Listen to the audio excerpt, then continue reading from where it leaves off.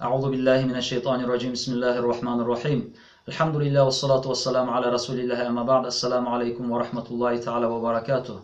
Когда посланника Аллаха, алейхиссалату вассалам, спросили о посте день Ашура, пророк, саллаллаху алейхи вассалям, сказал: «Юкаффиру санат аль-мадия», что пост дня Ашура является искуплением грехов прошлого года.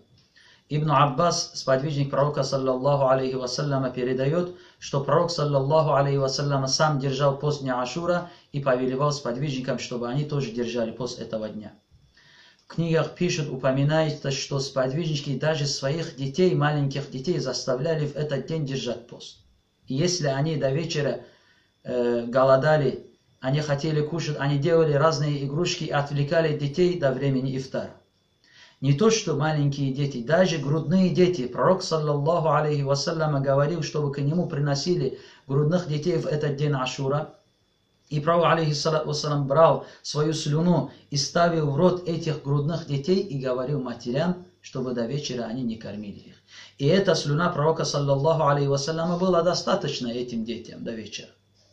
Это баракат пророка, саллаллаху алейхи вассаляма. Дай Аллах нам сил, чтобы мы тоже смогли держать пост этого дня Ашура и достойно с уважением провести этот священный день. Ассаламу алейкум ва рахматуллахи та'аля ва баракатух.